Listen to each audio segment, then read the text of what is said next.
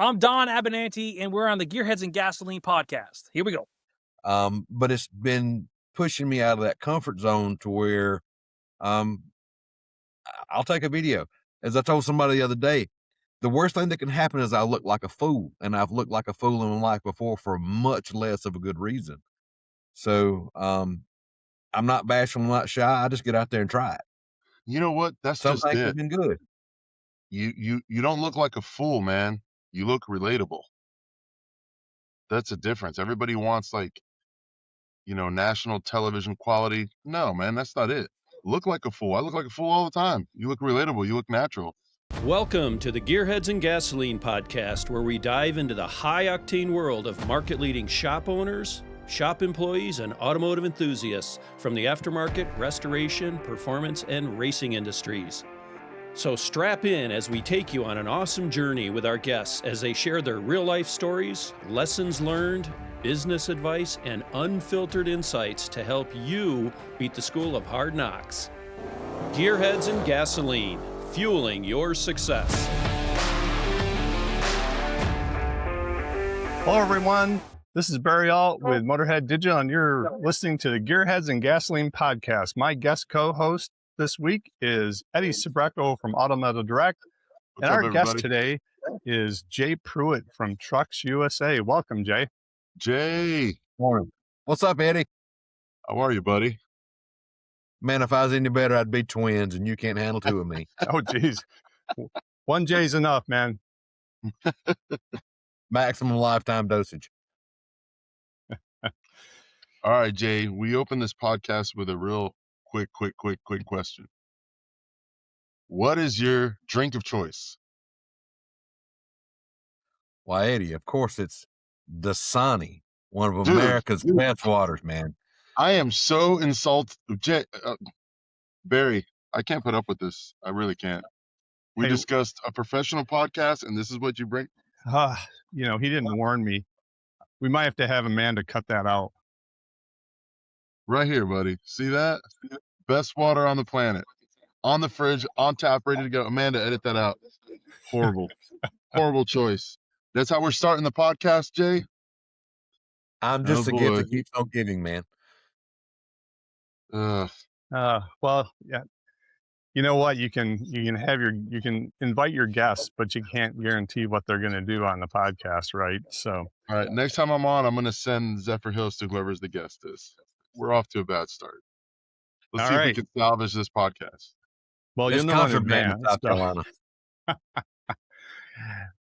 Well, before we get started, so we have a new crew here with guest co-hosts, and one of my team members, without even consulting me, created this awesome graphic with all of us like in a garage standing around, and I sent it. It looked amazing. I sent it over. Eddie goes, "I am taller than Jason," so we I'm made. calling everybody. You didn't see the one that came through after that, where she made you like a Sasquatch. You were like really tall. I go, you need to shorten him up just a little. But now the conversation is, oh, we need bobbleheads. So that a lot of image will be bobbleheads. released on social media here soon. So Jay, you know why you're here. We want to talk about you and Trucks USA, and get a feel for why you got in the business, why you're a car guy. Tell us about how you got going in the car business and in building and truck beds and all that good stuff. Well, at the risk of ruining my Southern man card, as a family, we don't do anything that doesn't involve rubber tires. So we don't hunt, we don't fish. We had race cars and hot rods and motorcycles and all that kind of stuff. So that's just all I know. I mean, internal combustion all the way. So That's great. we've been doing hot rod stuff forever. One of my earliest memories is helping my dad subframe a truck when I was like 5. Really? So, and I'm sure, I couldn't even tell a wrench apart. I'm sure I was a great help, but I was there. But I remember it. So we've always had that Hold the kind light. of stuff. Hold the light steady. That conversation is, can you see? Well, I can't. So that's how that always goes. Yeah, I remember that. I remember those conversations with my dad. Right. But so we've always had hot rods, always had some kind of interesting car around, British cars, Japanese cars, motorcycles. So a varied kind of thing. And then along the line, my dad was in a business that kind of got deregulated and he had to hunt for something to do. So one of his friends had a car that needed to be worked on. It showed up in the garage at home and he started working on that, trying to supplement his income, trying to make sure that he could eat. I don't know if you noticed or not. I don't miss many meals, so he had to feed me. And so we went along there. That was about the time I graduated high school. So I left and went to school and still was coming in and out of the shop. In 1995, the business grew up.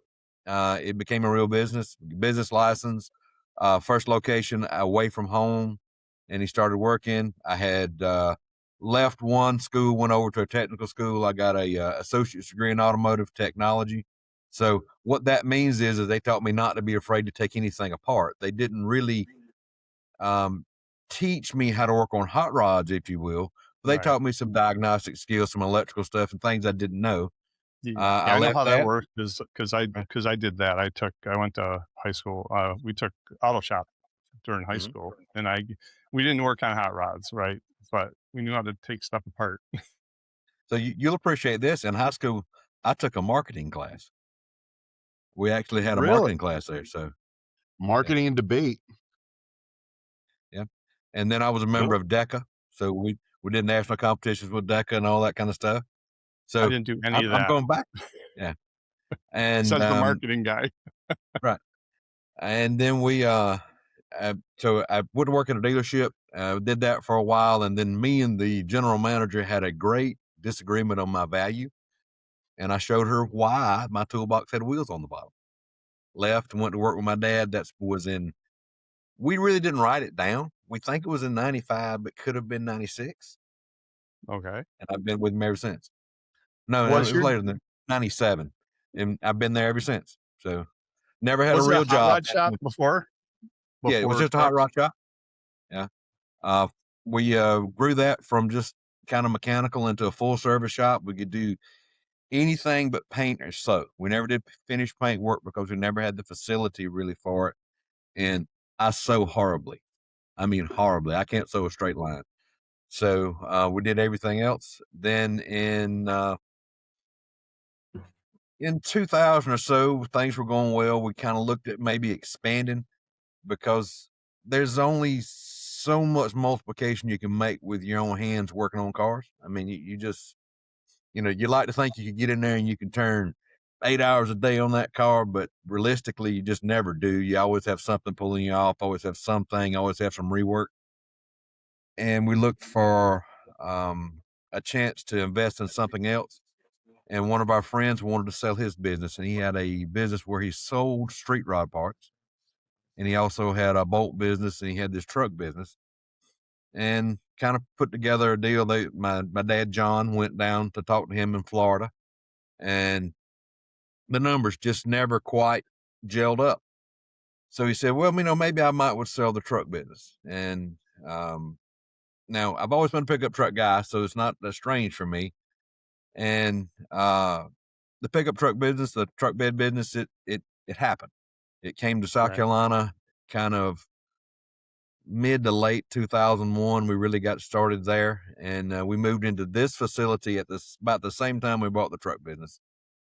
And we've grown it. It's probably 10 times what it was when we bought it. And we now got 6 guys running around in here doing things, and it's been great. It's really been good. And as a consequence, we don't do car work anymore.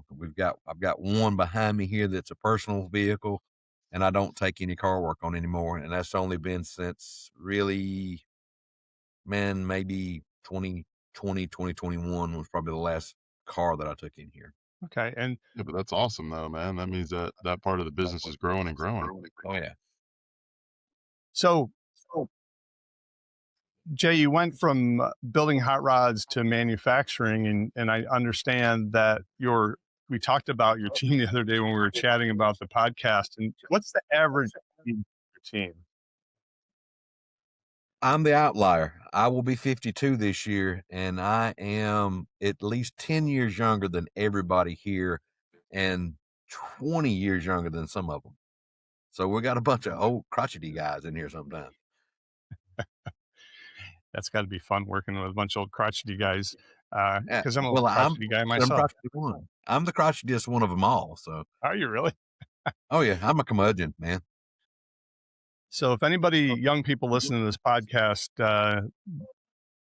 would like to get into the industry, Jay's always looking for younger people to learn the craft of truck bed manufacturing and all the fun stuff that goes into that.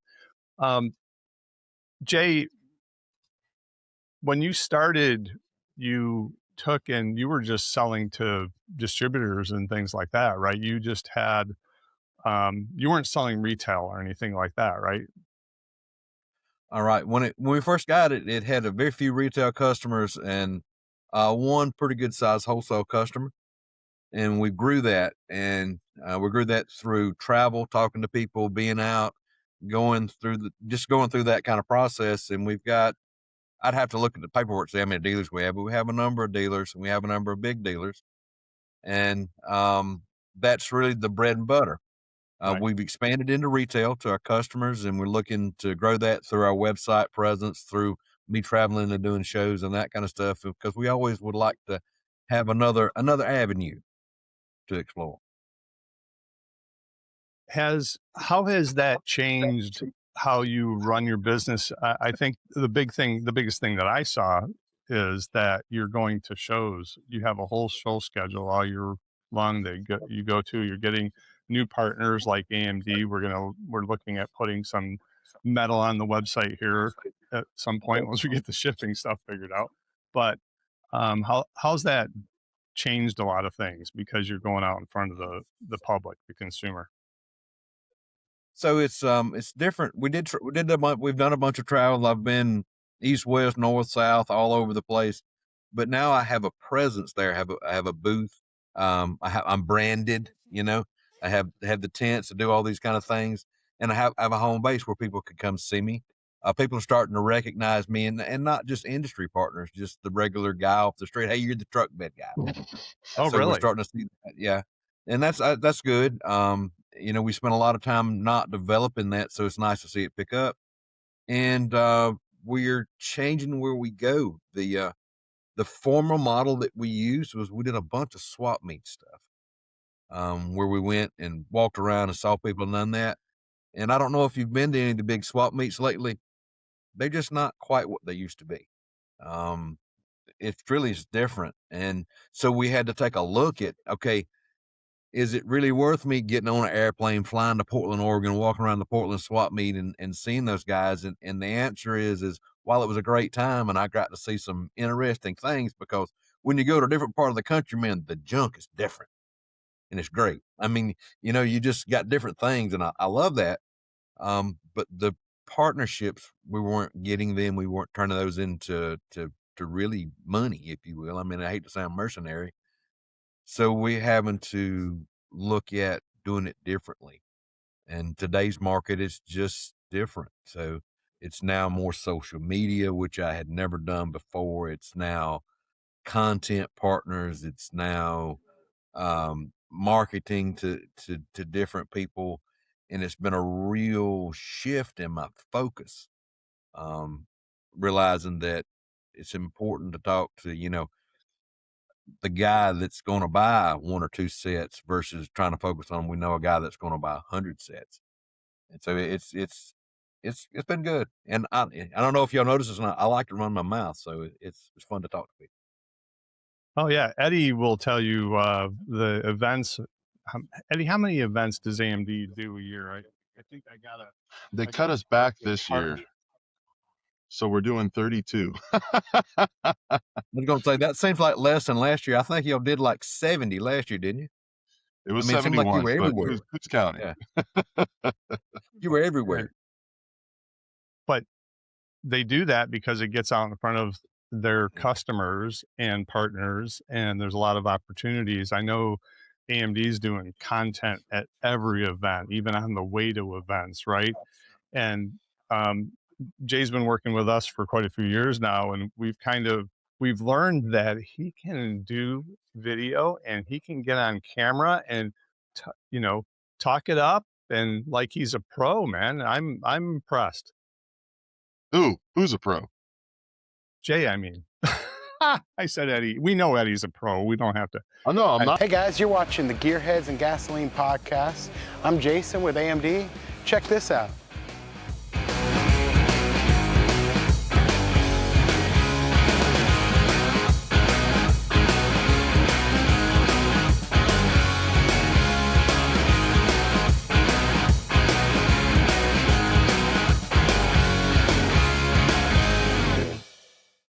He can get on camera and talk it up and like he's a pro, man. I'm impressed.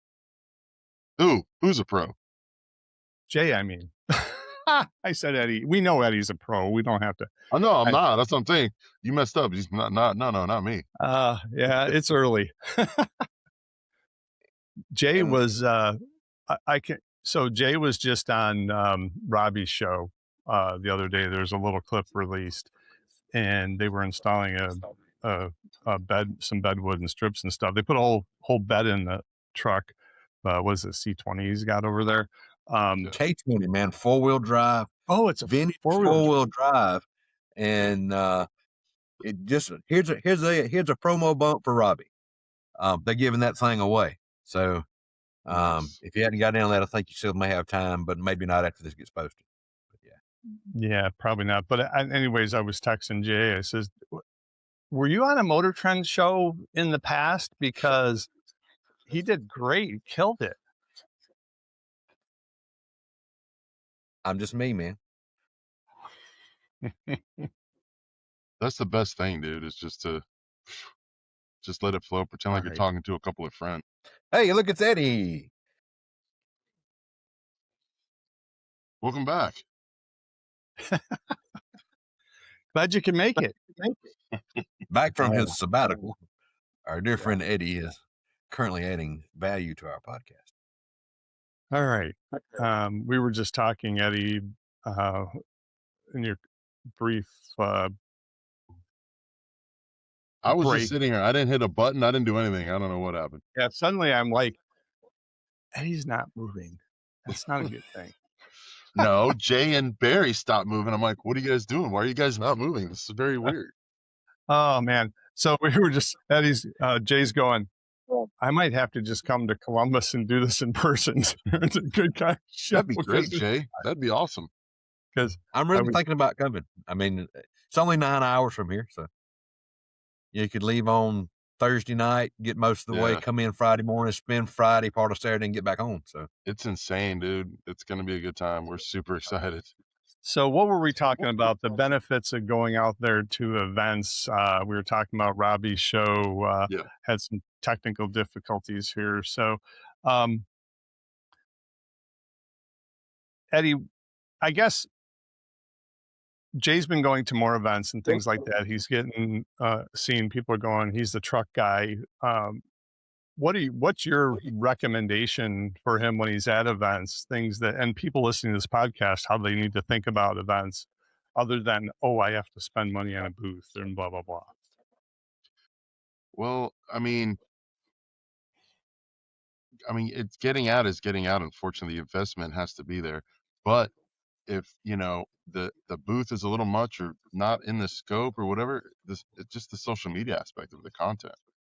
You walk around and you're just like, hey, and you go see trucks and you feature them on your social media, and just like Columbus per se, Jay, if you came to Columbus, no matter going around, hey, this is a beautiful truck. Look at the bed in here. And, you showcase, we showcase vehicles that don't necessarily have our stuff. We don't promote the competitor, but we don't want it all to be an AMD commercial. So, it's a matter of, look at the beautiful wood on this thing. It's not one of mine, but it's beautiful, whatever. That's what we talked about earlier, being real, being, yourself, being relatable.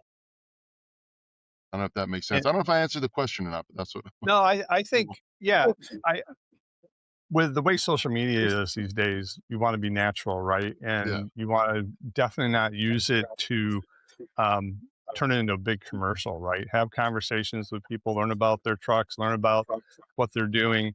And I know Jay has been doing some interviews now and then with people. You've done a Yeah. couple of times, right?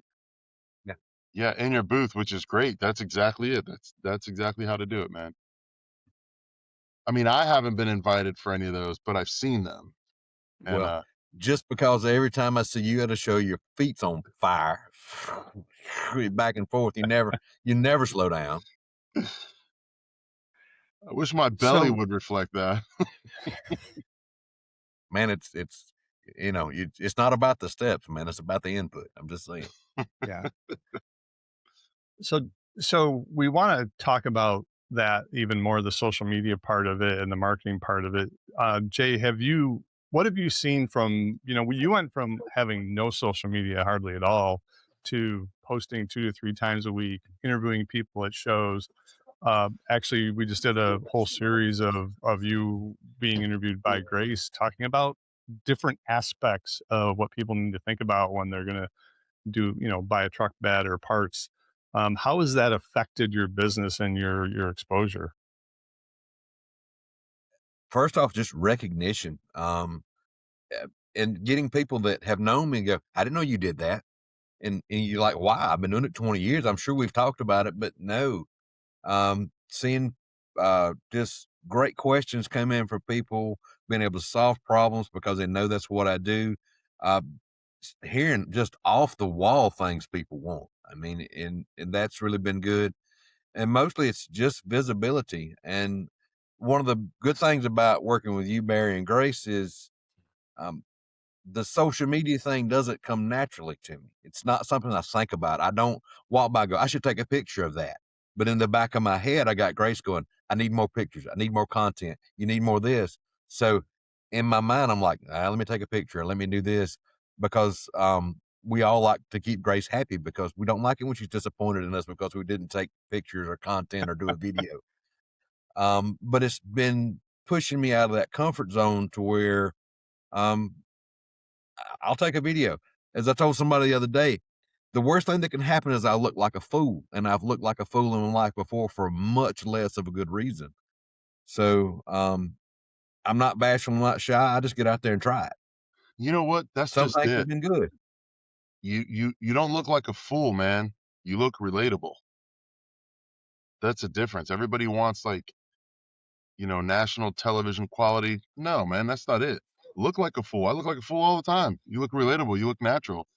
I make mistakes all the time. I'll trip and fall and be like, all right, and they leave it in, and it's just how it is. Yeah. Just have fun with it. Eddy, when's the first time that you had to had to cut that out? Because I saw it in a video the other day. It happens quite a bit. Man, I don't even remember. I just know that we started with when it was just me and Jason. Jason was the cameraman. It was only me and him. No Kevin, no Candy, no Amanda. It was just me and Jason. I'd be like, oh, dude, you better edit that out. And he wouldn't. And then when Amanda came on board, it just became a little riz as far as like, you're not in control. Amanda does the editing. Amanda, you better edit that out. And it just went from there. And now it's hilarious. Now we'll do an interview and the other person will say, Amanda, edit that out. And we were doing Blueprint Engines. And Kel's like, Amanda, edit that out. I was like, what the hell did you just say? It was amazing that just become a thing, it's huh? silly thing. Yes. Kel said that unprompted. And I just stood there like, what did you just say? And later on, I thought about the parameters. Like, I can't believe that. When we first started videoing, the Riz was me making fun of Jason and talking crap to Jason. Jason sucks. Worst cameraman. Did it when him and I just first started. And we went to Dino's like 3 years ago. 2 years ago, 3 years ago.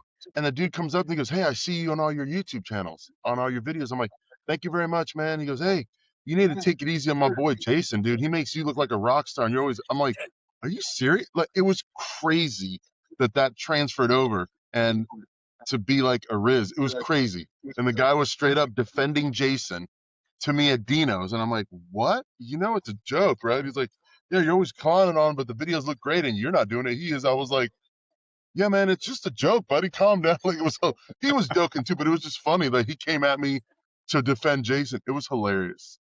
And it just, me and Jason continued from that. We added Amanda, and then, and it went with Amanda. Now I have Kel saying it in the middle of a damn interview. Man, edit that out. It's hilarious, man. It's great. Yeah, But I'm gonna put that's that on a awesome. shirt. And Yeah. yeah, So that's the next AMD t-shirt. Amanda. yeah, edit there you this. go. And AMD Jay Garage, is Amanda, edit that out. you could sell thousands of those. But that goes to show, and even Jay's videos, even starting out, everyone is better than the next. Yeah. And it brings that brand recognition. People get familiar with who you are, your personality. You have fun with it. If you trip and fall, you leave it in sometimes. What the heck, not to say I'm going to cut a lot of this video where we had some technical What is it? issues, You but bump your elbow, yeah, just leave. We went to Speed Tech Performance, and Cameron is showing me a chassis, and it was at waist level, and the body mount was out there, and I walked right into it and hit my junk with that. I was like, oh, I'm like, whoa, they left it in. no, And I'm like, oh, Amanda, definitely edit that out. And I'm hunched over holding myself, and they left it in the video where I Oh, bumped wow. myself against it. It's just hilarious. And Cameron's like, are you okay? I'm like, ow, give me a second. So No, Jay, I'm not okay. no, okay. I'm like, and on, I walked right into the body mount, and it was at waist level. It was a perfect shot. Perfect shot. Yeah, speaking soprano now. Jay, have you ever had any, I know you haven't been recording a lot of videos and you just started, a year or so ago at events and stuff, but have you had any experiences or interviews that kind of stood out? Yeah, I mean, I think it's just been really interesting. I mean, I try to interview people that I have fun with. One of the things that I enjoyed doing was Mike Wheatley at Johnny's Speed Shop. I've been trying to draw Mike out. He is really, he's really a funny guy and really good to talk to until you give him a camera. Then he kind of, I've been trying to draw him out and help inspire him. I really enjoyed interviewing Rachel from Harrison's. She's the student. I don't know if they would consider an intern or a student. I don't know what her title is there, but she's been working in the shop and going to school. It kind of aligns with all of our passion with helping young people get involved in the industry. I enjoy talking to her and hearing her perspective. It's easy for us that's been around forever to lose that fresh perspective on what's new and exciting, especially for somebody that's not been around so much. So it's refreshing to see that and understand that maybe I need to talk to people like that more often to kind of rev me back up. Yeah. What does she do there? Do you remember? She fabs. I mean, she's Yeah, working she's in an the shop. apprentice, so she's learning everything: welding, fabbing, Yeah. suspension. She's learning all of it. And she was Okay. going to school, or she either is going or fixing to go to school for welding. And I don't know if that's a career path or just something for her to learn. But it Yeah, was really good to just hear that GM Truck fresh Fair. perspective and voice. Yeah. Yeah, she's part which of is the a great GM show. Truck Fair I was scholarship. growing. Yeah. And of course, all the vendors contributed that, all the show people contributed that. And GM Truck Fair's got one of my favorite show memories of all forever. And it involves AMD. What is that? So the host hotel is the General Morgan. And the General Morgan is a very stately, very refined hotel, crystal chandeliers in the lobby, grand piano. And I'm sure the people go, oh no, the truck people are coming again, because we are not very stately and refined. Okay. The first year that I went, the weather was not great for the Friday night VIP reception. So we moved it into the grand ballroom.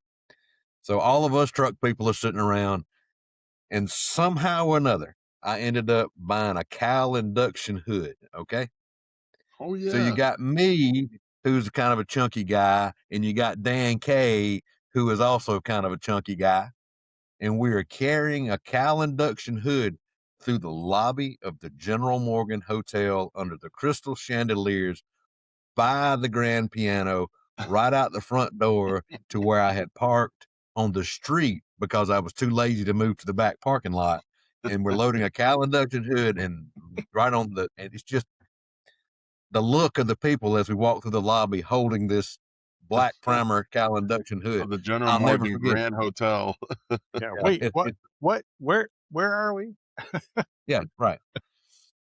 So I mean, I'll love that forever. It's just one of those memories that sticks because it's just so crazy. And who else but truck people? You know, nobody else has ever carried a car hood or a truck hood through the General Morgan Hotel but me and Dan. Yeah, that's 100% a fact, I'm sure. So out of all the events you go to, what is your favorite one as far as that? Is that the favorite one, or you're still working on that? I Man, know I'm you've been to gonna tell you Dino's. that's a really hard call because each one of them is so different. The closest They probably are favorite different. is People get, limited yeah. event. Yeah, is the C10 Fall Revival, and I like it because it's just got a different vibe. The most exciting one I've been to was Dino's, man. And I didn't see any trucks. I mean, I saw them going in and out, but I didn't cover but 3/4 of the vendor area because I was so busy. But it's really exciting. The downside of Dino's is it's a haul. Yeah. I left on Tuesday and got home on Monday. But it's a great show and that kind of stuff. I mean, you hate to pick one out because you feel like you're slighting somebody. So I really enjoy it. And the good part is going to different parts of the country, you just get to meet that different customer, that different style, if you will. West Coast shows are different than East Coast shows. I mean, it's just a different thing. Cool. It's the vibe. It's what you said, because like people ask me all the time, and one of my favorite events is the Columbus show, but that's from a production point of view. It is so big, so diverse, and we bust our tail in its show. So I love that event. But then you talk about Dino's or C10s in the city, and I'm such a truck guy that those events, when I go to Dino's, I don't feel like I'm working. I feel like I'm at a show because there's so much. You're just like, oh wait, I'm working. I got to get back to my booth. Like it's just the vibe. But Dino's, you're just like, it is such an explosion that I don't feel like I'm working. You know, we set up a booth and I'm just like hanging out on Whittier Boulevard or something, you know, or some cruising thing back home and just watching all the cool rides cruise. So it's up to the vibe to pick, which is your favorite. There's so many different shows. I like shows with a different vibe. C10 Fall Revival, definitely a vibe. Definitely. Like it's, man, when you do a show that has a different aspect to it, man, it just makes it so much different than the everyday parking lot. No offense to those guys, or racetrack show. No offense, but it's pretty cool to have something different. Yeah, I have on my plans this year or next year to come down south to one of your shows down there and check it out. The Gearheads and Gasoline podcast is proudly sponsored by Redline Synthetic Oil. With a legacy of excellence and over 100 premium products, Redline provides motor oils, gear oils, assembly lubes, fuel additives, and water wetter for the automotive, racing, motorcycle, marine, and industrial markets. Known for their exceptional quality and technical expertise, Redline is trusted by enthusiasts and professionals alike. Discover their full range of products and expert support at redlineoil.com. Redline Oil, formulated to win, proven by me. Redline Oil, formulated to win. Formulated to win. Formulated to win, proven by me.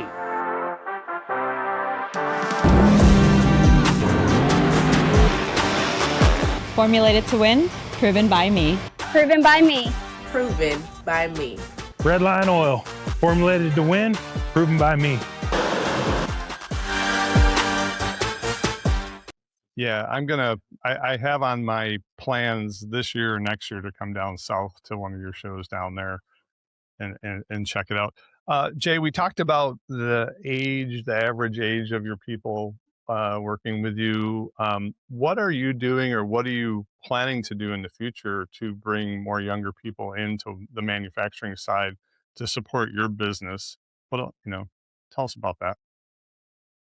Well, first we're looking at our job descriptions and that kind of stuff, kind of changing that around a little bit. As the volume has increased, we're looking at some of these are going to be less part-time, more full-time type positions. And so that's going to bring a little bit younger guy to the table. We're just examining, compensation and what we have to do to attract different people and that kind of stuff. It's been a growth issue for us. One of the things that's going on right now is my dad, John, he will be 74 this year, and he has stated that he would like to retire this year. So we don't have a solid succession plan, if you will. It's always been assumed. So now we're working through what that is. What is my new role going to be? Is it going to be in the office, running the office? Is it going to be in the shop, running the shop? Is it going to be hire somebody in the office? Going to hire somebody to do my job? So we're exploring those things. And when my role changes, then we'll have to change, everybody else's role to fill in the holes. And one of the things that I wish that I had done when I was younger, man, I should have got like a business degree or something to understand some of these things a little bit better. Looking at maybe talking to some consultants and that kind of thing. I really don't need help learning how to make truck bed parts. I got that part down. I understand that. I need help understanding how to grow the business effectively, what our strategies for dealers are, what am I not doing efficiently, what should I automate, and those kind of things that I don't have the education or knowledge to really explore. So that's what it be. What's your dad's role now? Does he do all that? Is that what he's doing? So as he has gracefully aged, we've escorted him from the shop. We don't want him picking up 100-pound boxes anymore. Okay. And he's probably going to throw something at me when he hears me say that. But he's moved into that role. He handles the phone work. He handles the office, invoicing, billing, that kind of stuff. And it keeps him pretty busy. Purchasing, he's been doing purchasing, we handle orders and stuff that into him. And he's never going to retire and go away. He lives less than 2 miles from here. I mean, I'm surprised he hadn't come in. I told him that we were just shooting a podcast, so that's probably why he's not here. Surprised he's not already come in the door this morning. But it keeps him busy, keeps us something to do, and I want him to have that. But it's just not going to look the same without both of us. Okay? That's going to be a big shift for you, for sure, huh? And then the other thing is we talked about that is the disadvantage to working with guys that are older. I mean, I'm not saying they don't have good work ethic or anything like that. Is, man, they have things, doctor's appointments and family commitments and all those things that young people have, but they just seem to have them a little bit more, which is okay. And they are getting older. They deserve the time off. They deserve to work at the pace that they can work at. And if we don't keep increasing efficiency, if the workload goes up, then we have to look at, how do we replace people? How do we help this guy do this? Do we need to hire a second? Do we need to hire somebody part-time to help with the full-time? And it's all those business decisions that are just tough. I would like to have some younger people, mainly because it's a little bit longer term investment over training somebody, keeping somebody, moving them up and doing that, to whereas a guy that is 70, is he going to work till he's 80? We've had that. The guy that ran production on bed strips 2 ago, he was 84 when he retired. But it was a lesser volume. He could work 5 or 6 hours a day and he was good. Do you have any schools there where you can go and talk to them about getting like an intern that the older gentleman that knows all the ins and outs can actually train them while he's still there? We do. We have a local technical college, and they have some programs that we probably could tap. We have had interns in the past from not necessarily from school, but like during the summer, some of the shop class kids we've run through here and had them do some things. And then this is probably the longest over the last 5 years that I haven't had somebody like that, you start the entry level position in the shop for an intern is you have to show me you know how to run a broom. And once I see that you can run a broom, then maybe we can move you up, and maybe after you run a broom, you can run the tape machine. So we kind of, we kind of start out and move up, and then once where we know where you've got an aptitude, maybe we can plug you in somewhere else. Yeah, Then because it's some of those, French fries. Then it's the shake machine. Yeah, man, they got to start somewhere. there's, Well, that's how I learned in the shop. What's that? That's how I learned in the shop. When I learned the difference between half and 9/16, I need a wrench. Go get me a wrench. And then you move up from there. Or hold this wrench, put it on the nut and hold it. That's where you start. Yep. And manufacturing is a little different than restoration shops because you have equipment that you can get hurt on, right? And so you have to be careful with that kind of stuff. Jason and I interviewed Aaron Valencia from the Lost Angels Career Center the other day, and you have to listen to that when we put it out. He has a whole different thought process, at least for restoration shops, of how they should think about bringing in youth interns and things like that, and how they should think about it, how they should get them started. It was pretty interesting, his take on that. As you grow the business, you talked about bringing somebody in. We just happen to have a guy for you, Sean Sawyer, one of our guest co-hosts. That's what he's doing now. He's working with all sorts of businesses and shops in the automotive industry, looking at the business side of things and efficiencies and all that. So I know you and I talked about him briefly. You mentioned wanting to grow the business too. Obviously, we talked about AMD coming. What are you thinking about? Where are you thinking about going with that besides offering metal and things? Right now, it's just the bed kits, bolts, bolt kits, all that kind of parts. So first level is we need to expand our truck range forward some. Of course, the next coming thing is OBS trucks. I need an OBS. I need to figure out what I can do to offer for them.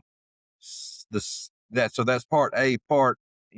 Second part of that is if I have OBS trucks, I'm not sure the marketing on that. My retail partners or my wholesale partners, typically they cut off before OBS. So we're starting to see some OBS guys come into the market. There's several people we'll see at shows, so we're going to market to them. Maybe we need to try to convince our other partners I need to open up the OBS market. Secondly is we're always trying to figure out how to improve what we offer. One of the things I've always wanted to offer is as a bed in a box, if you will. You take the sheet metal, you take the wood, you take the strips, you take the bolts, and you put it all on one pallet. You send it to a guy, and he has everything. This, Barry, what we've been struggling with is how do we warehouse and ship that? I know that I have access to the AMD website. I've done the work, done the spreadsheets. I got all this staff work done on it. And then this is not a point at AMD. It's just sometimes I'm like, I need to look at this. Well, okay, they don't have a left bedside. And then we figure out what's going on with that, which is good for them because that means they're selling them. That means you're moving out the door. So for me, I think to have a bed in a box, I need to, call Eddy and say, hey, Eddy, man, I need a 67 to 72 bed, a 63 to 66 bed. I need these part numbers and put them on a pallet and send them over here. And I have to hold them so that I can sell a whole bed because the guy calls me and he buys, we're thinking, whole beds or, let's just make a number. A whole bed is $5,000, which is too much. Okay. So he calls you and wants to spend $5,000. You're like, well, I don't have a left bedside or I don't have this cross seal. So that doesn't work out. So it's been space. It's been understanding shipping, and it's been simply time to make that happen. And the other thing is what am I not offering in my current offerings that I should be? And I'm talking to other people and saying, what problems do you have? You put that bed together. What would have made that easier? I reached out to a company this week. They're doing some interesting things with finish. So I talked to them about a dealer opportunity, and I'm not sure that's going to work out yet, but we got some other things to talk about. Do I start offering my own brand of finish? That Is it kind the of guys stuff. in tech? Just yes or no. is it the guys in Texas? Yeah. Bro, It's that's pretty. pretty insane. And I haven't reached back to him. I got his dealer proposal. He's looking for installers. Okay. And I don't particularly want to be an installer. I would rather be a seller of his product to move out to DIY people. And Yeah. I have been framing my reply back to him, and I just haven't sat down. That's on my list of things to accomplish, say post lunch today, is a reply back to him to understand it. But his product is beautiful. Bed in the box. That's part of it. Yeah. On top of it, you get this crazy stain combo, whatever. Yeah, that's pretty cool. That's a good idea. Yeah. I like the progression there, Jay, because when you started working with us and we want building a website to go out to the DIYer, right? And you wanted to go into that market. And I said to you, I said, well, if I'm building a truck, I'd like to be able to buy everything I need for that bed, the wood, the strips, the bolts, everything. And you didn't, at the time, you didn't sell it that way. So you had to go through all the different years and build those kits. And now we have them on the website, and we've sold some of those through the website. But that was kind of a new concept for you then. It's something that we've talked about for a long time, about doing. It's just we've never been able to implement it in a way that's effective. And the reason that we reached out to the retail markets, we had a crash in our wholesale market, and we fortunately we had some capital, so we were able to invest that in ourselves and reach out to Barry and work with that kind of stuff. So it's been great working with both Barry and Grace in a close manner, because they don't have 20 years of experience, or not 25 years of experience dealing with the truck parts, where I look at it and I think the part numbers in my head or what needs to be in the head. And when we first started, man, Barry didn't know you needed 4 cross seals and a front bed panel and this kind of stuff to make a truck bed. He saw a truck bed. So having them input that to me has helped me understand my customer better. Yeah, I saw it more like a customer, right? Yeah, he did. He was more like an end user. I want to, I've got a truck. I need a bed. I don't really quite understand all the pieces, so I want it here. So yeah, it's been interesting to hear that. The interview series with Grace has been great because she has maybe a little less understanding of what goes in a truck bed than Barry did. And the question she asked makes me think, okay, well, how do I explain this to her in a way that she will understand? Because I can use hyper technical language and do all this kind of stuff, and she gets the glassy look where she doesn't understand it. So how do I think about what Grace would understand? And what I find is that helps you with the guy that walks up at the booth that really, he doesn't quite know what he wants or doesn't quite understand what he needs. So that's been great to help me understand the people. I mean, Eddy can probably wax poetic about sheet metal from front to back on all manner of things because it's got that exposure. And sometimes it's hard when you get there to understand you got to slow up, that some people just, they don't live this. Yeah. And when we talked about putting together the bed kits where you could order just a full bed kit, my thinking was, I've worked on vehicles over the years where I ordered parts. I'd get my parts and I'd get working. Oh crap, I need that. And then I need that. And you keep going back and you keep going back and ordering and if you're doing a bed kit, I mean, I've seen some pretty nasty beds over the years, and you pretty much want to get everything. So why not in one click get it? I can say as the biggest thing we ran into, like you said, is how do you ship that? Right? You have the strips that come in a long tube and the wood, and then you have the other parts. And that's something that everybody has to work through. Shipping has been a pain, but I like the next level of this, teaming with AMD and having that whole truck bed, everything from the side panels, the rear, the tailgate, everything. You could go one step further and have the light kits and stuff too, if you needed to, right? Well, that's as a natural add-on option. What's that? It's a natural progression. I mean, if we go there, if we get this box checked where we have all that kind of stuff, then okay, what other kind of value can I add to that? Whether it be taillights from AMD or say billet taillights from somebody else, or do I add this kind of stuff? So once you get one section kind of contained, then it's an add-on. And it's weird, man. The margins are Today's podcast is sponsored by Motorhead Digital. Motorhead Digital are digital marketing experts for your automotive aftermarket, restoration, performance, race, and restyling shop.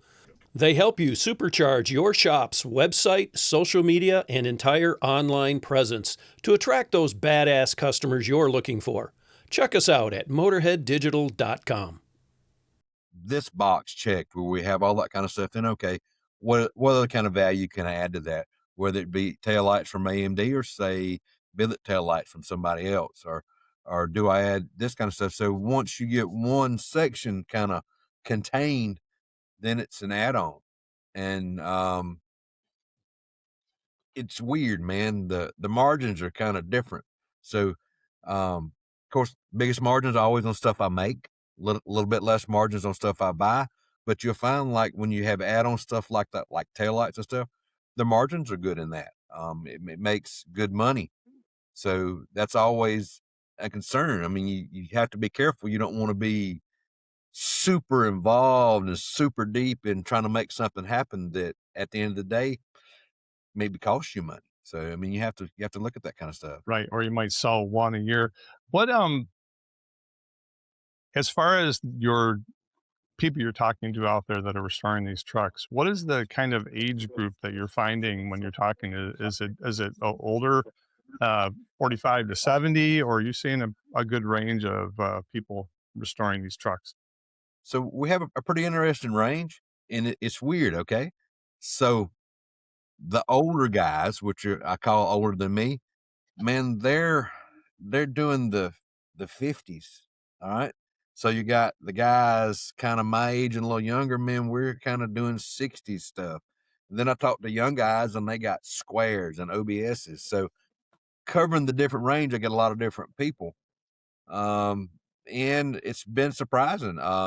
You get the outlier in that, then you get people that just got crazy oddball stuff. And then you got the guy that wants, I've got one guy and it's great. He has a square body Suburban. It's the late one. Then they started, in 88 to 91, they made a square body in the middle OBS years, and they have a 1.5 radio in them.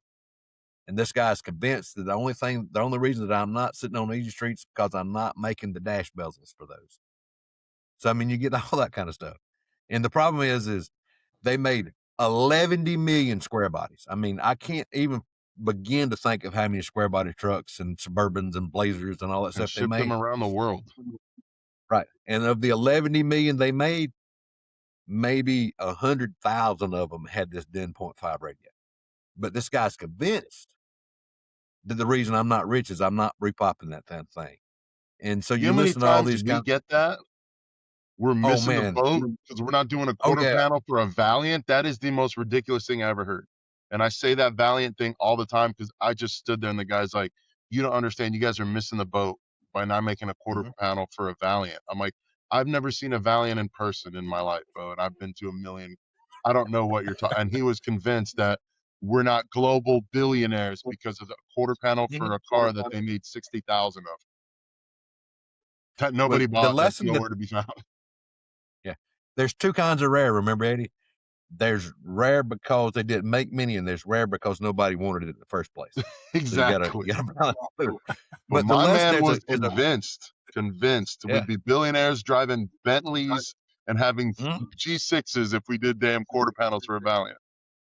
Yeah. Not an OBS, not a square body. The Valiant was going to break us into the market. Okay, man. Yeah. So there's a lesson really wrapped up in that, and I say the dash bezel guy for this. What we have to avoid in business is we have to avoid hyper focus. That is a very real problem for him, and I understand that. I know what it takes to find a 10.5 dash bezel. They cracked. They weren't I mean, they either cracked or all you can find is the wood grain one. I mean, so there's a problem there. It's a very real problem to him, and he would love to have that. In business, we have to avoid looking at that going, man, I got to solve this problem, and then realizing that it's not a productive problem to solve. No. So that's how I always remember that guy, is that I have to look at that and say, okay, is this really a problem? Is this really something I need to devote this effort to solve, or is it something I just like to have? And it's got to be business over, it's got to be smart. The numbers don't lie. You got to watch the numbers. Like, I love square body S10s, the first gen S10. I love those little trucks. And I brought it up in a meeting, and I got was, well, so what you're saying is if we stop production on the OBS stuff and switch to square body S10, the company will flourish. I'm like, all right, I'll just shut up in the meeting and won't say another word, because that absolutely makes no sense. It makes perfect sense. Do you know what I mean? It wouldn't make sense to stop an OBS bedside or OBS front end to make a square body S10 when that market is, very small. But I'm like, oh, I love those. We should do that.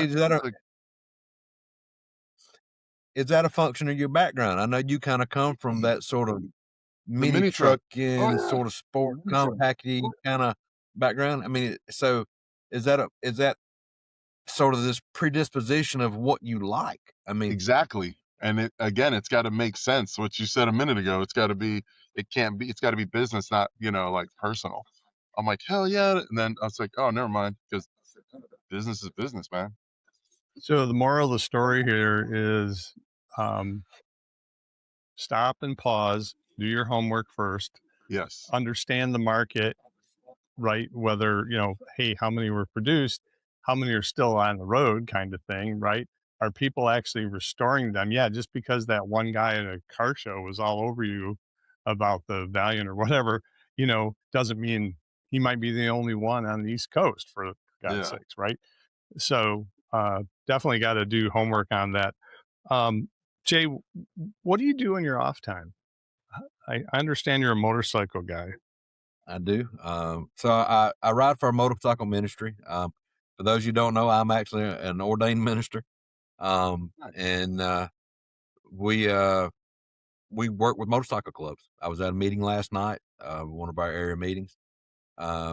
We have a big event ourselves coming up this weekend. I know that we won't get ahead of the podcast. We've already had 900 responses on Facebook. We'll probably have 800 to 1,000 motorcycles this weekend in town. Wow. So we got that going on, and that's cool.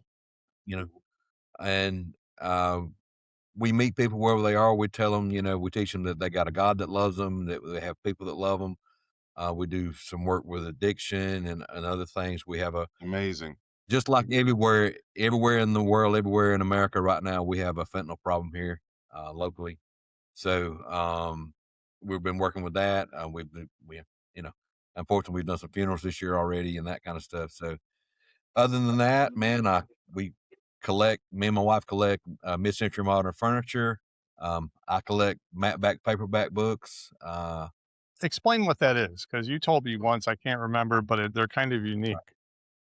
So Dale, which is a paperback publisher, so go back in time with me. So in the mid to late 40s, we didn't have phones with books. We didn't have Kindles, didn't have that kind of stuff. So you would go like through the drugstore or the airport or somewhere like that, and you'd get a book off the paperback rack, typically 25 cents, 25 to 50 cents book. You take that book with you and read it when you travel. One of the things that I love about that era and time is we prioritize design.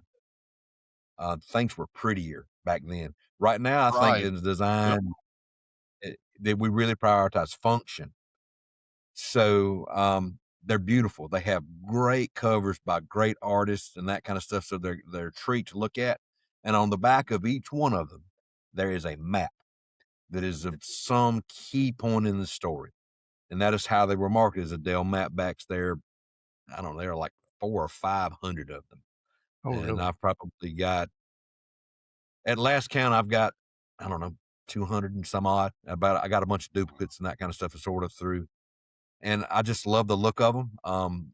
Unfortunately, as I've gotten a little bit older, I've had to go to these glasses, and they're hard for me to read, brother, because the print on small. Oh, really? But Need a they magnifying have a glass. bunch of different categories, and they have a bunch of different categories and a bunch of different stuff. And I just visually they're a treat for me, and it's something I can collect. That's not it's not stupid money.